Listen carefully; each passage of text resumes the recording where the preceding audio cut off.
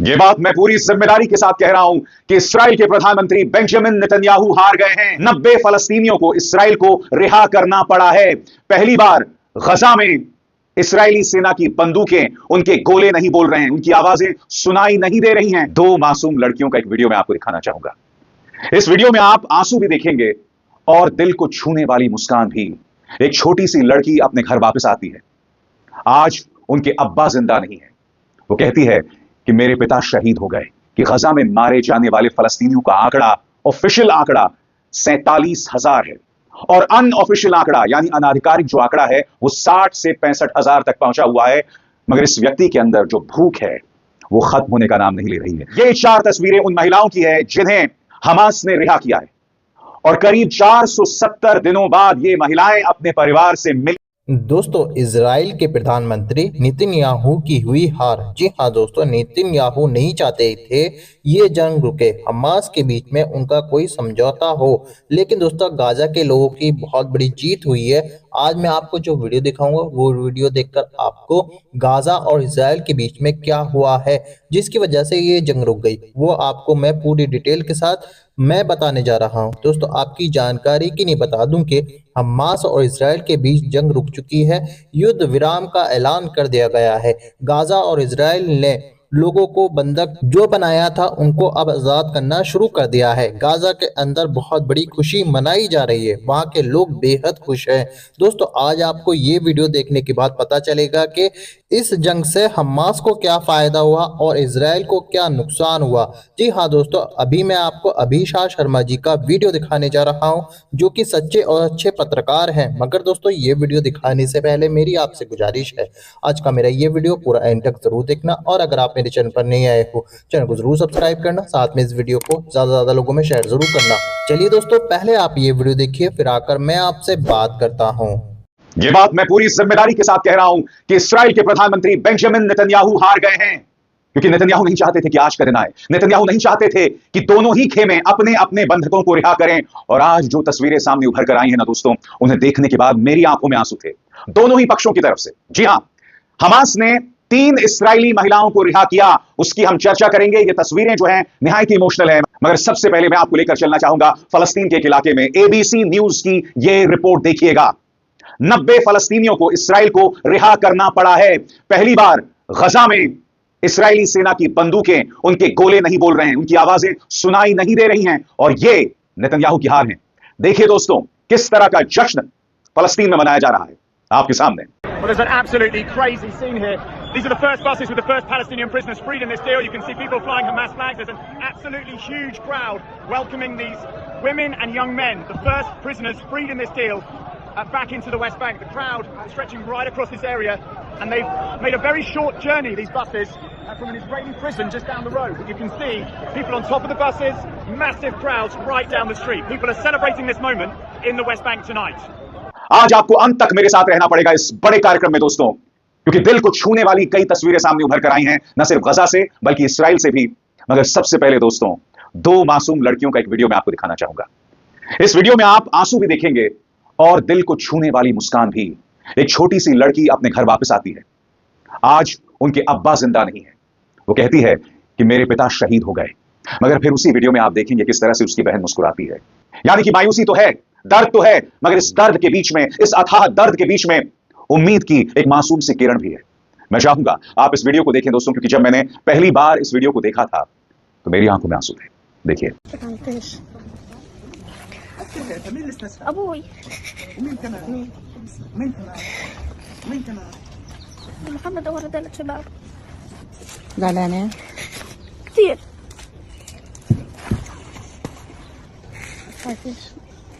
انت اختها؟ شو اسمك؟ علاء. بس انت بعدك شطورة وبعدك حلوة ابتسامتك. ليه؟ لانهم شهداء صح؟ مع الانبياء والصديقين ان شاء الله. الله يرحمهم.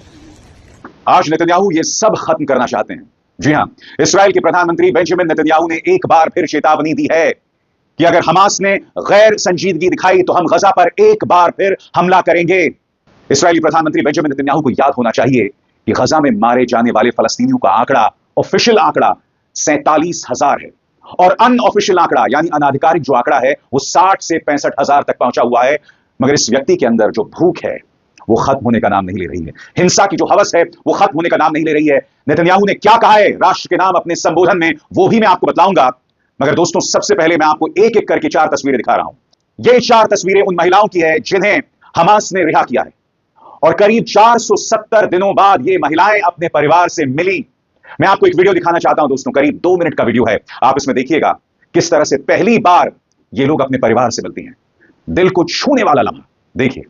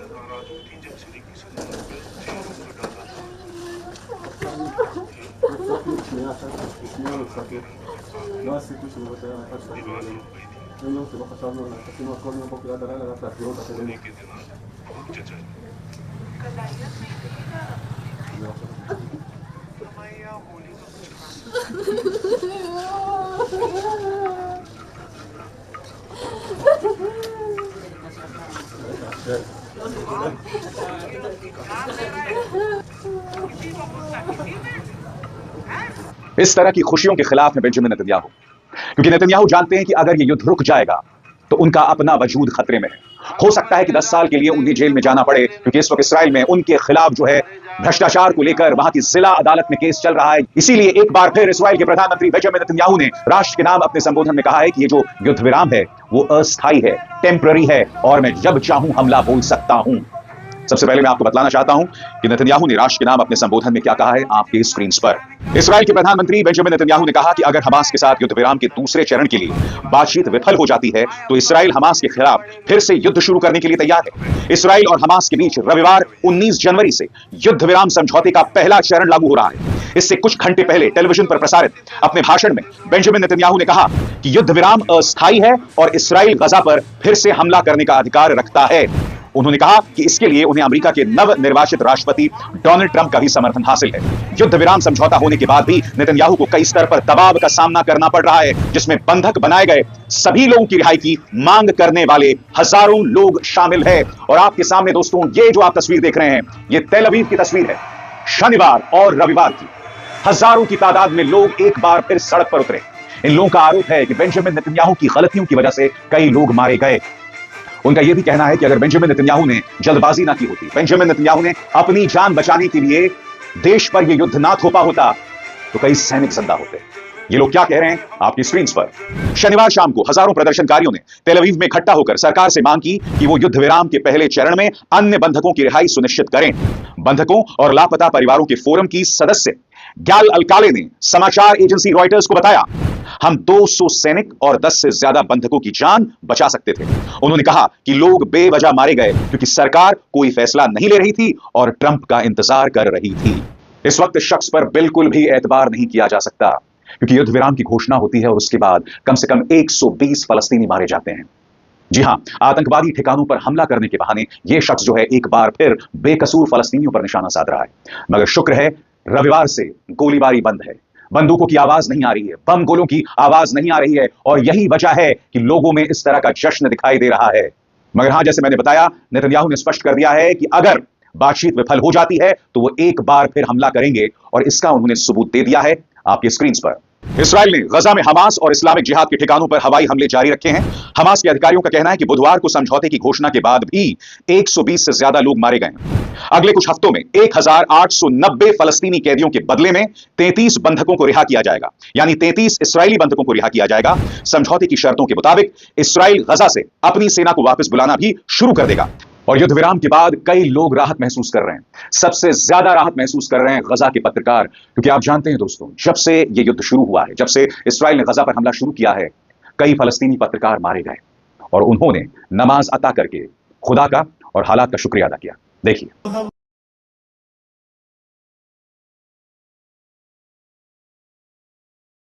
बात वहां नहीं रुकती। दुनिया भर में इस युद्ध विराम के लिए पूजा अर्चना की जा रही है और इसराइल के खिलाफ भी नारे लगाए जा रहे हैं। सबसे पहले दोस्तों देखिए ये वीडियो जो न्यूयॉर्क से सामने उभर कर आ रहा है। न्यूयॉर्क में आप सड़क पर देख सकते हैं किस तरह से लोग फलस्तीनियों के पक्ष में नारे लगा रहे हैं।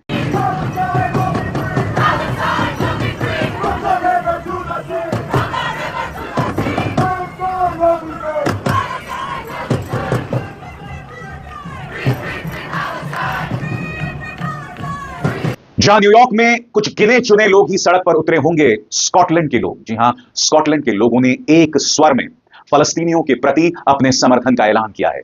देखिए स्कॉटलैंड में क्या हो रहा है।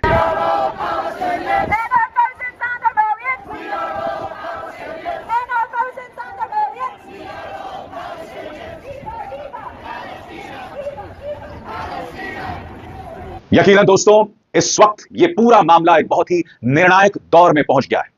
एक तरफ बेंजामिन नेतन्याहू जो है वो धमकी दे रहे हैं, ये साफ तौर पर उनकी बौखलाहट है, क्योंकि बेंजामिन नेतन्याहू पर लगातार अमेरिका के राष्ट्रपति जो बाइडेन और अमेरिका के नवनिर्वाचित राष्ट्रपति डोनाल्ड ट्रंप का दबाव था। यहां तक कि डोनाल्ड ट्रंप ने अपने सोशल मीडिया हैंडल्स में बेंजामिन नेतन्याहू की विदेश नीति की आलोचना भी की थी। यही वजह है कि यह शख्स बुरी तरह से बौखलाया हुआ है। और बात यहां नहीं रुकती है। उनकी अपनी पार्टी लिकुद पार्टी के कई सांसद जो हैं इस युद्ध विराम के खिलाफ हैं। कई लोगों ने अपने पद से इस्तीफा दे दिया है, यानी कि शख्स पर दबाव बना हुआ है। आज मैं भविष्यवाणी करना चाहता हूं दोस्तों, और यह अपने आप में एक बहुत ही दुखद भविष्यवाणी है। बेंजामिन नेतन्याहू इस युद्ध विराम को तोड़ने का हर संभव प्रयास करेंगे, इस बात को नजरअंदाज नहीं किया जा सकता। दोस्तों देखा आपने ये वीडियो, मुझको पूरी उम्मीद है अभिषा शर्मा जी का ये वीडियो देखकर आपको हमास और इजराइल के बीच में क्या हुआ है वो पूरी डिटेल के साथ पता चल चुका होगा। दोस्तों आपकी क्या राय है इस वीडियो के बारे में, मुझको कमेंट बॉक्स में आकर कमेंट करके जरूर बताना। दोस्तों आज की वीडियो में बस इतना ही। मैं फिर मिलूंगा ऐसी ही दूसरी वीडियो के साथ, तब तक के लिए खुदा हाफिज।